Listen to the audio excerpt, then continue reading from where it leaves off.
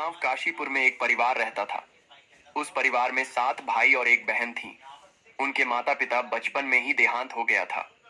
सभी भाई बहन ने भी अपनी जिम्मेदारियां समझ ली थीं। शुरू में सबको गुजारा करने में काफी परेशानी हुई थी, लेकिन समय के साथ उन्होंने माँ बाप के बिना जीना सीख लिया। यह उस समय की बात है जब समाज के पुरुषों का काम जंगली जानवरों, पक्षियों का शिकार करना और औरत का काम सिर्फ घर के कामकाज करना और बच्चों को संभालना होता था। 7 भाई और बहन काशीपुर में बड़े प्यार से मिलजुल कर रहते थे। दिन निकलते ही सातों भाई शिकार के लिए जंगल निकल जाते और बहन सबके लिए खाना पकाती थी और घर के बाकी दूसरे काम करती थी। भाई जब जंगल से वापस आते तो साथ में जानवर, पक्षी आदि को मार कर लाते थे। बहन उनके मांस को पकाती और सब भोजन करते थे। ऐसे ही दिन गुजर रहा था। एक दिन 7 भाई जंगल में शिकार करने के लिए गए थे। शाम होने वाली थी। बहन सबके लिए खाना बना रही थी। जब वह सब्जी के लिए हरा साग काट रही थी, तभी हंसिया की तेज धार से उसकी उंगली कट जाती है। कटी हुई उंगली से खून बहने लगी। बहन ने सोचा, अगर मेरे भाइयों ने कटी हुई उंगली और इतना सारा खून देखेंगे तो बहुत परेशान होंगे। इसीलिए अपने भाइयों को यह बात नहीं बतानी चाहिए और उनसे छिपा कर रखना होगी। इसीलिए मैं एक काम करती हूँ, इस खून को अपने कपड़े से पोंछ देती हूँ। परंतु मेरे भाई कपड़े में लगे हुए खून के बारे में पूछेंगे तो मैं क्या जवाब दूंगी? मैं ऐसा करती हूँ कि मैं यह खून दीवार पर पोंछ देती हूँ, लेकिन फिर मेरे भाइयों को तो यह अच्छे से दिखाई देगा। क्या करूं? क्या करूं? बहन बेचैन होकर इधर उधर घूमने लगी, लेकिन उसे कोई ऐसी जगह नहीं मिली जहां वह अपना बहता हुआ खून पोंछ सके और उसकी भाइयों की नजरों से बच सके। उसे कोई उपाय न मिलने पर उसने सोचा, एक काम करती हूँ, खाने के लिए जो साग बना रही हूँ उसी में यह खून पोंछ देती हूँ। इससे मेरे भाइयों को कुछ नहीं पता चलेगा। उसने साग में खून पोंछ दिया। शाम को सभी भाई जंगल से वापस आए तो बहन ने सभी भाइयों के लिए खाना परोसा। आज 7 भाई जब खाना खा रहे थे तब उन्हें साग बहुत ही स्वादिष्ट लगा। सातों अपनी उंगलियां चाटते रह गए और अपनी बहन की तारीफ करने लगे। क्या बात है बहन, आज बहुत स्वादिष्ट साग बनाई हो। इतना स्वादिष्ट साग तो मैंने अपनी पूरी जिंदगी में कभी नहीं खाया। बहन ने कुछ नहीं बोला। दिन भर के थके होने के कारण सातों भाई उस दिन जल्दी सो गए। अगली सुबह रोज की तरह जंगल में शिकार करने चले गए। वे सभी आपस में बात कर रहे थे कि रात के भोजन में बहन ने जो साग बनाई थी वह बहुत ही स्वादिष्ट थी। हमने तो आज तक ऐसा स्वादिष्ट साग कभी नहीं खाया था। सबने तय किया कि आज घर चलकर इसके बारे में अपनी बहन से जरूर पूछेंगे कि साग में उसने ऐसा क्या मिलाया था जो साग इतनी स्वादिष्ट बनी थी। शाम को सातों भाई जब घर आए तो दोबारा अपनी बहन की बनाई हुई साग की तारीफ करने लगे। हमारी प्यारी बहन, कल रात को तुमने साग में ऐसा क्या मिलाया था जो हम लोग उसे भूल नहीं पा रहे हैं? बहन बताना तो नहीं चाहती थी। वह सोच रही थी, अगर उन्हें पता चला कि मेरी उंगली कट गई है तो मेरे सारे भाई दुखी हो जाएंगे। इसीलिए उनसे ये सब कहना ठीक नहीं है। मेरी प्यारी बहन, तुम्हें आज बताना ही पड़ेगा कि हमारी बहन ने इतना स्वादिष्ट साग कैसे बनाई। तुम्हें मेरी कसम है बहन, तुम्हें आज सच्चाई बतानी ही होगी। बड़े भाई का सब सम्मान करते थे, इसीलिए बहन को भी अब सच बोलना पड़ा। उसने धीरे धीरे सारी बात बताते हुए कहा, भैया, जब मैं साग काट रही थी तब मेरी उंगली कट गई और बहुत सारा खून बहने लगा। फिर मैंने आप लोगों से छुपाने के लिए साग में ही वो सारा खून पोंछ दी। मुझे लगा आप लोग ये बात सुनकर बहुत दुखी हो जाएंगे। ये बात सुनकर बड़े भाई सोचने लगा, इसका खून से सना सब्जी इतना स्वादिष्ट लगता है तो इसका मांस कितना स्वादिष्ट होगा। रात को खाने के बाद सातों भाई सोने के लिए चले गए। सभी भाई कमरे में पहुंच गए। उसके बाद बड़ा भाई सभी भाइयों से कहने लगा, अरे भाइयों, हमारी बहन की खून की बूंदें जब इतनी स्वादिष्ट है तो सोचो उसके शरीर का मांस कितना स्वादिष्ट होगा। हाँ भैया, आप बिल्कुल सही कह रहे हो। भैया, मैं भी आपसे यही बात कहने वाला था। सभी भाई अपने बड़े भाई की बातों से सहमत होते हैं, लेकिन छोटे भाई इस बात का विरोध करते हुए कहते हैं, भैया, आप लोग यहाँ क्या बात कर रहे हैं? अपनी छोटी लाडली बहन को काट कर खाने की बात कर रहे हैं। आप लोगों को शर्म नहीं आती भैया? अरे छोटे, तुझे कितनी बार कहा है, जब दो बड़े आपस में बात कर रहे होते हैं तो छोटे का बोलने नहीं चाहिए। इस तरह छोटे भाई जब विरोध करता है तो बड़े भाई उसे डांट डपट कर चुप करा देते हैं। अगले दिन सभी भाई जब शिकार के लिए जंगल जाते हैं। जब वे सभी जंगल पहुंच जाते हैं तो बड़े भाई सबसे छोटे भाई से कहते हैं, अरे भाई, मैं इधर हिरण के बच्चे को जाते हुए देखा, तुम जाकर उसका शिकार करके ले आओ। बड़े भाई के आदेश पाकर छोटे भाई हिरण का शिकार करने के लिए चला जाता है।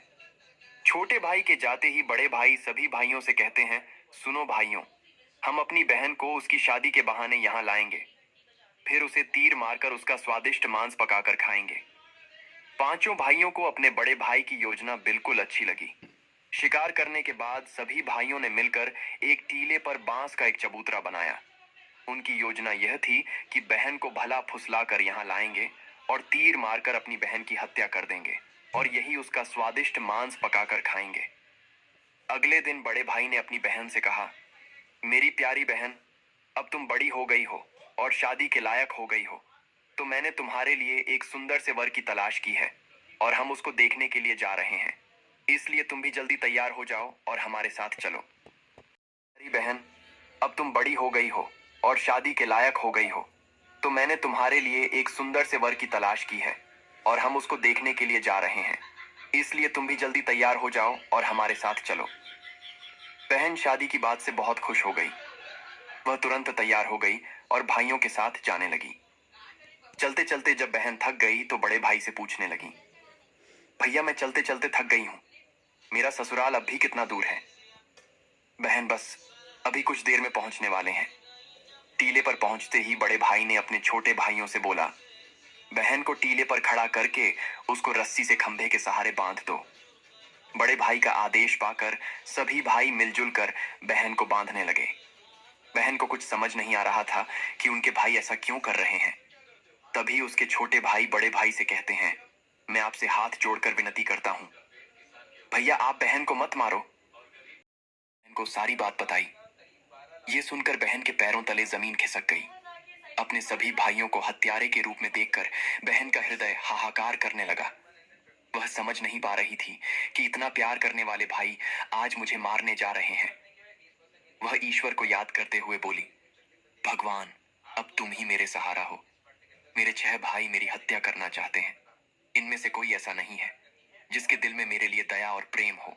अपनी बहन की बातें सुनकर 7वां भाई द्रवित हो उठा। बहन की पुकार पर वह तड़प कर रह गया, परंतु उसे 6 बड़े भाइयों को रोकने का साहस नहीं हुआ। बहन को निर्ममता से बांधने के बाद बड़े भाई ने सबको बारी बारी से उस पर तीर से प्रहार करने का आदेश दिया। बड़ा भाई सबसे पहले हाथों में धनुष लेकर जब अपनी बहन पर प्रहार करने को हुआ, तब बहन भाई के सामने हाथ जोड़कर कहने लगी, मारो भैया, छाती में लक्ष्य करके मारो। भैया, छाती में लक्ष्य करके मारो। मारो भैया, मारो भैया, छाती में लक्ष्य करके मारो।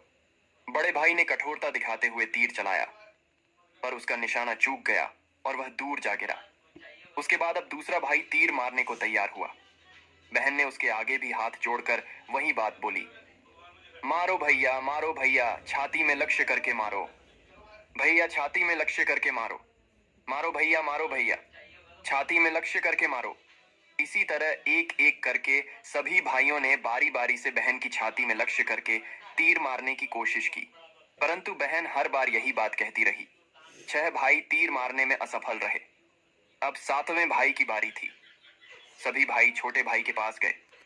बड़े भाई ने छोटे भाई से कहा, छोटे, अब तू निशाना लगा। नहीं भैया, मैं निशाना नहीं लगा सकता। मैं अपनी बहन को नहीं मार सकता। देख छोटे, अगर तुम निशाना नहीं लगाओगे या तुम्हारा निशाना चूक गया तो हम सभी भाई मिलकर बहन के साथ साथ तुम्हें भी मार देंगे। बहन ने छोटे भाई की जान के बदले में अपनी जान न्यौछावर करने और अपने छोटे भाई को बचाने का निश्चय किया और कहा, मारो भैया, छाती में लक्ष्य करके मारो भैया, छाती में लक्ष्य करके मारो। तुम्हारा तीर मेरे छाती में लग जाए। मारो भैया, मारो भैया। छोटे भाई ने रोते रोते तीर चलाया और उसका तीर बहन के छाती में जा लगा से तड़प उठी। कुछ देर छटपटाने के बाद बड़ा भाई ने सोचा, इसको यहाँ से हटाना पड़ेगा। हाँ, इसको लकड़ी के लिए भेज देता हूँ। वह भी छोटा सा रस्सी देकर फिर देखता हूँ कैसे लकड़ी लाता है। फिर हम आराम से बहन के शरीर को टुकड़े टुकड़े कर पाएंगे। सुन छोटे, ये रस्सी लेकर जा और बहुत सारी लकड़ियां जल्दी लेकर आना। अगर लकड़ियां नहीं ला पाया तो तुझे भी मारकर पकाकर खा जाएंगे। अब छोटा भाई जंगल की तरफ चला जाता है और लकड़ियां इकट्ठा करने लग जाता है। कुछ ही देर में उसने बहुत सारी लकड़ियां इकट्ठा कर लीं।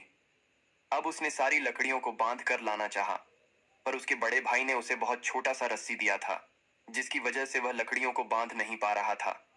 फिर वह उसी जगह बैठकर रोने लगा। तभी उसके सामने एक नाग सांप आया और कहने लगा, तुम क्यों रो रहे हो? मुझे बड़े भाई ने बहुत सारी लकड़ी लाने को कहा है और रस्सी बहुत छोटी सी दी है। अगर मैं यह सारी लकड़ियां नहीं ले गया तो मेरे भाई मुझे जान से मार डालेंगे। अच्छा अच्छा, तुम रो मत, मैं तुम्हारा मदद करता हूँ। मैं तुम्हारे लकड़ियों को अपनी शरीर से लपेट लेता हूँ, लेकिन तुम लकड़ियों को ले जाकर पटकना मत, चुपके से रखना। फिर सांप ने लकड़ी को अपने शरीर से लपेट लिया। फिर छोटा भाई लकड़ी लेकर के आ गया। छोटा भाई बड़ा भाई के पास गया तो बड़ा भाई ने कहा, तू इतनी जल्दी कैसे आ गया? तुझे तो मैं लकड़ियां लाने के लिए भेजा था ना। बड़े भैया, मैं लकड़ियां ले आया हूँ। बड़े भाई ने देखा तो सच में छोटे भाई ने बहुत सारी लकड़ियां ला ली थीं। बड़े भाई ने सोचा, ये तो फिर से काम करने नहीं देगा, इसको और किसी काम में उलझाना पड़ेगा। इसको मैं छेद वाला मटका दे देता हूँ और पानी लाने के लिए कहता हूँ। फिर देखता हूँ छेद वाला मटका में कैसे पानी ला पाता है यह। तुम उस मटकी को ले जाओ और नदी से पानी लेकर आओ। अगर तुम मटके से पानी नहीं ला पाओगे तो मैं तुम्हें मार डालूंगा। भैया, पर इस मटके में तो 4 छेद हैं। छेद वाले मटके से मैं कैसे पानी ला पाऊंगा? मैं कुछ नहीं जानता, तुम्हें इसी मटके से पानी लाना होगा। फिर छोटा भाई नदी की तरफ चले जाता है। वह नदी पर जाकर रोने लगता है। कछुआ नदी से बाहर आता है। तुम रो क्यों रहे हो? मेरे बड़े भाई ने मुझे इस छेद वाले मटके से पानी लाने के लिए कहा है। मैं छेद वाले मटके से कैसे पानी ले जाऊं? मैं तुम्हारी मदद कर सकता हूँ। मैं तुम्हारे मटके में घुसकर छेद वाले जगह में चिपक जाता हूँ, जिससे पानी बाहर नहीं आएगा और तुम आराम से पानी ले जा सकते हो। कछुआ मटकी में घुसकर छेद वाले जगह पर चिपक जाता है। फिर छोटा भाई नदी से मटके में पानी भर लेता है। पानी भरते समय 2 मछली और एक केकड़ा पानी के साथ मटकी में घुस जाता है। छोटा भाई पानी लेकर आता है तो देखता है उसके बड़े भाई लोग बहन के मांस को बड़े शौक से पका रहे थे। वह सोचने लगा, यह लोग बहन का मांस पका रहे हैं। पकाने के बाद सभी लोग खाएगा और मुझे भी खाने के लिए बोलेगा, लेकिन मैं अपनी प्यारी बहन का मांस नहीं खा पाऊंगा, और अगर नहीं खाऊंगा तो अन्य भाई मुझे जान से मार देंगे। अब मैं क्या करूं? तभी उसे मटके में 2 मछली और केकड़ा दिखाई देता है। वह चुपके से बनते हुए मांस में अपने साथ लाई मछलियां और केकड़े कढ़ाई में डाल दिए और अपना खाने का जुगाड़ कर लिया। जब चावल और मांस तैयार हो गया तो छोटे भाई ने पहले ही अपने बैठने के स्थान पर एक छोटा सा गड्ढा खोद लिया था। जब सभी लोग खाना खा रहे थे, तब सबसे छोटे भाई ने अपनी बहन की मांस को चुपके से उस गड्ढे में डाल दिया और मछली चावल खाने लगा। जब सभी लोग बहन की मांस खाता, छोटा भाई मछली की मांस खाता। जब सभी लोग बहन की हड्डी को खाता तो छोटा भाई केकड़े को खाता। जब सभी ने बहन के शरीर का मांस खाकर अपना पेट भर लिए तो बड़े भाई ने सातवें भाई को कहा कि सुन छोटे, सारा जूठन साफ कर दो।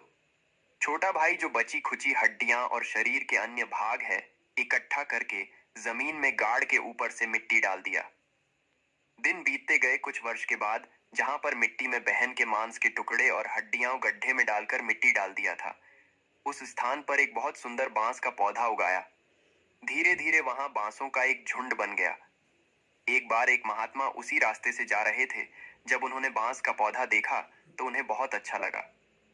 उन्होंने बांस के एक हिस्से को काटकर एक बहुत ही सुंदर बांसुरी बनाई और वह उसे बजा बजा कर दिन भर लोगों के घर जाकर भिक्षा मांगते और बदले में खूब सारा उपदेश देते थे। महात्मा भिक्षा मांगने के लिए उसी गांव काशीपुर में गए, जहां उसके सभी भाई रहते थे। उस समय सभी 6 भाइयों की शादी हो चुकी थी, जबकि सबसे छोटा भाई कंवारा था। जब महात्मा सबसे बड़े भाई रमेश के घर गए और बांसुरी बजाते हुए भिक्षा मांग रहे थे, तब बांसुरी से आवाज आ रही थी, यही है दुश्मन सबसे बड़ा। रमेश के घर नहीं बाजरे, बांसुरी, दया, प्रेम सब छोड़कर रिश्ते में यही दाग लगाया है। नहीं बाजरे, बांसुरी यही है दुश्मन सबसे बड़ा। बांसुरी से बार बार निकल रही इस तरह की आवाज से रमेश के पसीने छूटने लगे। उसने अपनी पत्नी से महात्मा को तुरंत भिक्षा देकर विदा करने को कहा। उसकी पत्नी ने जल्दी से भिक्षा देकर महात्मा जाने को कहा। इसी तरह महात्मा सभी बड़े 6 भाइयों राजेश, सुरेश, दिनेश, महेश, राकेश और अरुण के द्वार पर गए और भिक्षा मांगते सभी के द्वार पर कदम रखते ही बांसुरी से स्वयं यह आवाज आने लगती। उन्होंने भी अपनी पत्नी को तुरंत ही कुछ भिक्षा देकर महात्मा को विदा करने को कहा। बाजो रे बांसुरी, मेरे सबसे छोटे भाई अरुण के घर, मन की बात मन में छुपाकर युग युग से रखा है। बाजो रे बांसुरी, यही है मेरे सबसे प्यारे भाई का घर। महात्मा की बांसुरी से इतनी प्यारी और दिलचस्प आवाज आते ही अरुण ने उन्हें सम्मान के साथ अपने घर में बैठने के लिए बुलाया और जलपान से उनका सत्कार किया।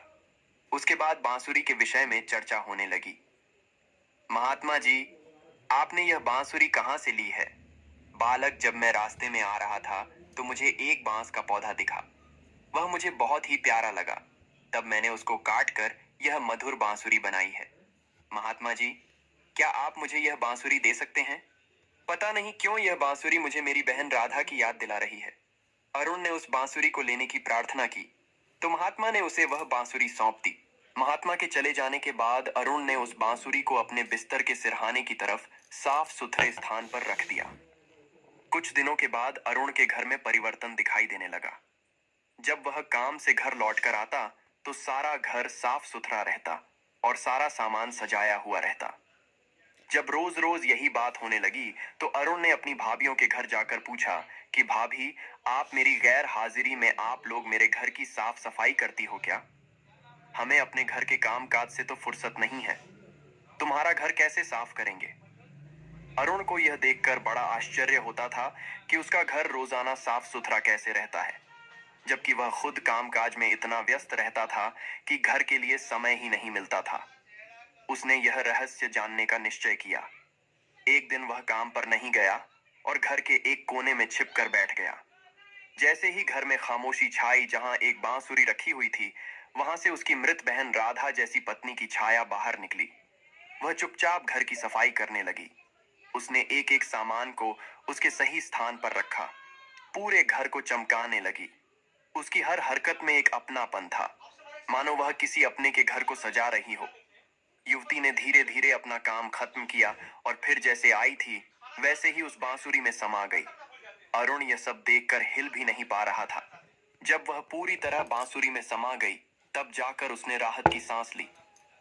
अगले दिन वह तुरंत जंगल में एक प्रसिद्ध साधु बाबा शंकराचार्य के पास गया। उसने साधु बाबा को बताया, महाराज, मेरा घर अपने आप साफ हो जाता है। मेरी बहन राधा जैसी दिखने वाली एक छाया एक बांसुरी से निकलती है और मेरा घर पूरा साफ कर देती है। उसके काम करने के तरीके में पूरा अपनापन होता है। साधु बाबा शंकराचार्य ने ध्यान से उसकी बात सुनी और फिर गंभीरता से बोले, बेटा, ये कोई साधारण घटना नहीं है। मैं तुम्हें एक उपाय बताता हूँ, तुम ध्यान से सुनो। जब वह तुम्हारी बहन जैसी दिखने वाली लड़की की छाया उस बांसुरी से बाहर आए, तुम तुरंत उस बांसुरी को आग में डाल देना और उस लड़की की छाया पर गंगा जल छिड़क देना। इससे वह आत्मा अपने पुराने शरीर के बंधन से मुक्त हो जाएगी और मानव रूप में लौट आएगी। लेकिन याद रखना, अगर तुम यह करने में जरा भी देर करोगे तो शायद वह हमेशा के लिए गायब हो जाएगी। अरुण ने साधु बाबा शंकराचार्य की बात को गंभीरता से लिया। उसने तय किया कि वह अगले दिन ही यह उपाय करेगा। अगले दिन भी वह काम पर नहीं गया। वह फिर से उसी जगह छिपकर बैठ गया। इस बार वह पहले से ज्यादा सतर्क और तैयार था। उसकी आंखें बांसुरी पर टिकी थीं। तभी वहीं हल्की सरसराहट हुई और बांसुरी से वही रोशनी निकली। धीरे धीरे उसकी बहन राधा फिर से प्रकट हुई। उसने हमेशा की तरह घर की सफाई शुरू कर दी। जैसे ही युवती ने अपना अंतिम काम पूरा किया और वापस बांसुरी की ओर बढ़ी, अरुण ने झटपट बांसुरी को उठाया और उसे आग में डाल दिया। बांसुरी जलते ही उसमें से एक तीव्र रोशनी फूटी। पूरे कमरे में उजाला फैल गया। युवती अचानक रुक गई। तभी अरुण ने बिना समय गवाए तुलसी गंगा जल उस पर छिड़क। जैसे ही तुलसी गंगा जल की बूंदें उस लड़की की छाया के ऊपर पड़ी, अचानक एक चमत्कार हुआ। धीरे धीरे वह मानव रूप में परिवर्तित होने लगी। अरुण एकदम चौंक गया।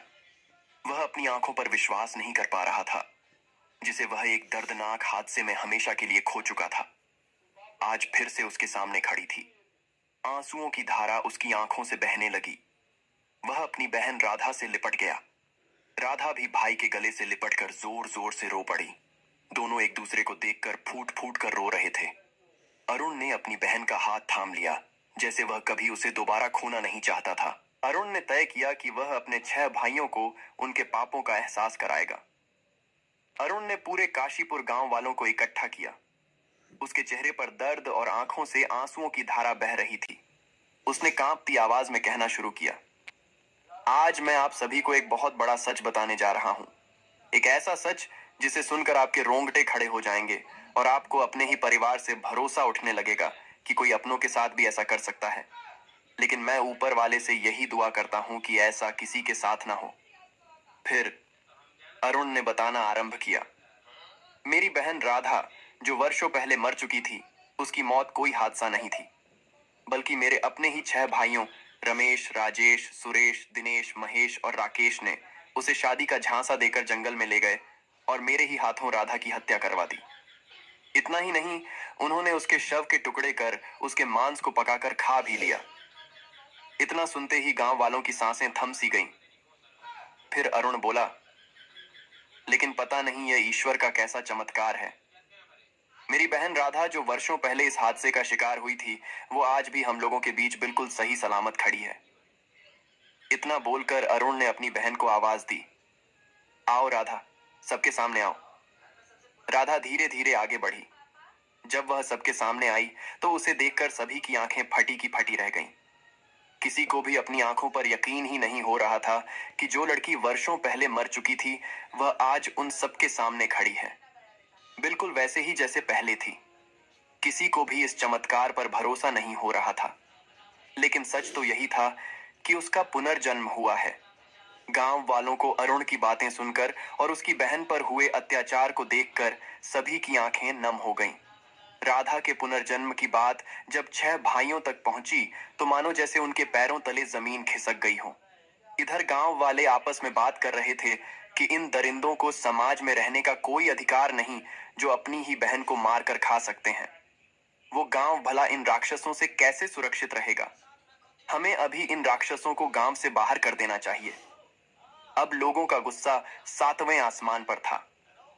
गांव के बड़े बुजुर्गों ने विचार किया कि हमें इन पापियों को सजा देना ही होगा। अगर आज इन्हें छोड़ दिया गया तो पता नहीं आए दिन यह किसके लिए कब और कैसी मुसीबत बन जाएगी। तभी बड़े बुजुर्गों का आदेश पाकर गांव के कुछ लोग 6 भाइयों रमेश, राजेश, सुरेश, दिनेश, महेश और राकेश के घर गए और उनको घसीटते हुए सभी के सामने ले आए। डर के मारे सभी भाइयों की हालत बहुत ज्यादा खराब हो चुकी थी। अब गांव वालों ने फैसला सुनाया कि इन दुराचारियों को लाठियों और डंडों से पीटते हुए गांव की सीमा तक छोड़ा जाए। और याद रहेगा, आज के बाद यह कभी भी इस गांव में दिखाई नहीं देनी चाहिए। इतना सुनते ही 6 भाई गांव वालों के सामने गिड़गिड़ाकर अपनी जिंदगी की भीख मांगने लगे। लेकिन उनकी काली करतूतों को जानकर किसी को भी उन पर दया नहीं आई। यहाँ तक कि उनकी पत्नियां भी उनकी घिनौनी हरकतों को जानकर उनको हमेशा के लिए छोड़कर अपने मायके चली गई। इधर लोगों की आंखों में गुस्से की ज्वाला भड़क रही थी। अब 6 भाइयों को लग रहा था कि आज उनकी जिंदगी का आखिरी पल है और अब उन्हें बचाने के लिए कोई आगे नहीं आएगा। ये सब सोचकर उनका रो रो कर बुरा हाल हो गया था।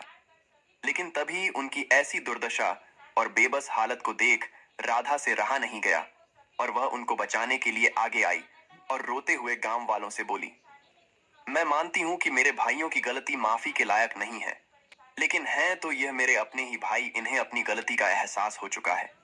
मैं आप सभी से हाथ जोड़कर विनती करती हूं कि इन्हें अपनी गलतियों को सुधारने का एक मौका दीजिए। राधा रोते हुए गांव वालों से मिन्नतें कर रही थी। ये सब देखकर 6 भाइयों का हृदय कांप उठा। वे आपस में एक दूसरे से कहने लगे कि जिस बहन के ऊपर हम लोगों ने इतना अत्याचार किया, आज वही हमें बचाने के लिए सामने खड़ी है। उन्हें अपनी गलतियों पर गहरा पछतावा होने लगा और वे फूट फूट कर रोने लगे।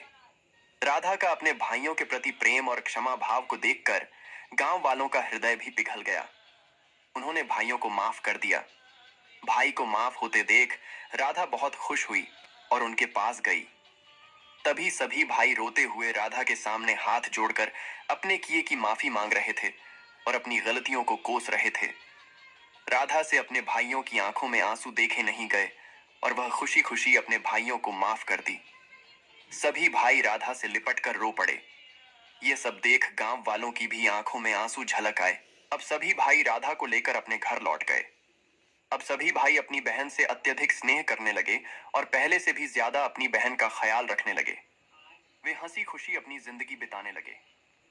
तो यह थी काशीपुर की वह कहानी, मेरे दोस्त, जिसमें दुख, विश्वासघात और अंत में प्रेम और क्षमा की जीत हुई।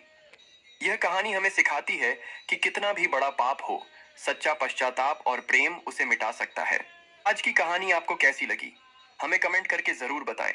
और भी ऐसी नई नई कहानी को देखने के लिए हमारे चैनल को सब्सक्राइब जरूर करें। मिलते हैं किसी और नए वीडियो में। तब तक के लिए राधे राधे।